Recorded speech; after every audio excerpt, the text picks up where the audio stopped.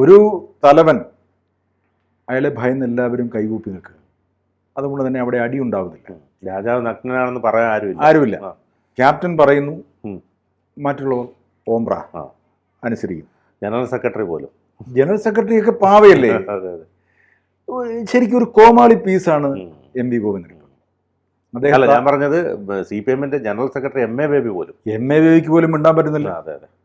അപ്പോൾ ശ്രീമതി ടീച്ചർ ഇവിടെ വന്നപ്പോൾ കയറാൻ പറ്റില്ല എന്ന് പിണറായി പറഞ്ഞു. ദേശീയ ജനറൽ സെക്രട്ടറി പോലും ഒരക്ഷരം വേണ്ടിയില്ല. ഇങ്ങനെ നിൽക്കുന്ന CPM അവിടെ പിന്നെ വഴക്കും പിണക്കും ഒന്നും ഉണ്ടാകില്ല. ഭയഭക്തി ബഹുമാനം കൂടെ എല്ലാവരും നിൽക്കുന്നു. ഇനി ഒരു വർഷമാണ് കാലാവധി. ഈ ഒരു വർഷത്തിനുള്ളിൽ ഒരു മന്ത്രിസഭ പുനഃസംഘടന ഉണ്ടാകും എന്നൊരു ശ്രുതി കേൾക്കുന്നു. അങ്ങനെ ചെയ്യുന്നതുകൊണ്ട് എന്താ പ്രയോജനം? പുനഃസംഘടിപ്പിച്ചിട്ട് ആരെയാണ് ഇനി പുതിയതായിട്ട് കൊണ്ടുവരുന്നത്? ഇപ്പോൾ ഉള്ള കുറേ മണ്ടന്മാരെ മാറ്റിയിട്ട് പുതിയ മണ്ടന്മാരെ കൊണ്ടുവരും. എന്തായാലും പഴയ പ്രഗത്ഭരെ എന്തായാലും കൊണ്ടുവരില്ല. ഒരിക്കലും കൊണ്ടുവരില്ല. പ്രഗത്ഭർ ഇല്ലല്ലോ.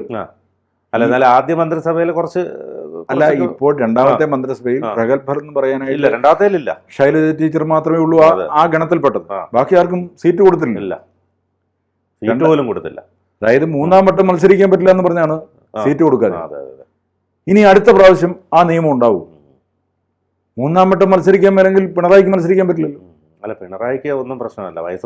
വയസ്സ് പ്രശ്നമല്ല, സ്ഥാനം പ്രശ്നമല്ല, ഒന്നും പ്രശ്നമല്ല. ഇനി അങ്ങനെ നിൽക്കേ പുനഃസംഘടന എന്ന് പറയുന്നത് ആരെ പുനഃസംഘടിപ്പിക്കാനാണ്?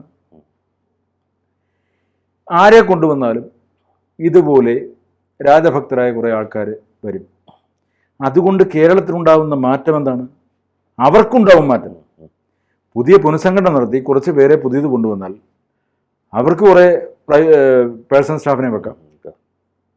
അവർക്ക് ഒരു വർഷമെങ്കിലും ഒരു വർഷം മന്ത്രിസ്ഥാനമായിട്ട് നടക്കാം. അതുകൊണ്ട് മാക്സിമം ഉണ്ടാക്കാം. അതിലപ്പുറം ഒന്നും ഉണ്ടാവുന്നില്ല. ജനങ്ങൾക്ക് പ്രയോജനകരമായിട്ടൊന്നുമില്ല. കൂടുതൽ വാർത്തകളും വിശേഷങ്ങളും നിങ്ങളിലേക്ക് എത്താൻ ABC മലയാളം സബ്സ്ക്രൈബ് ചെയ്യുക, ബെൽ ബട്ടണും അമർത്തുക.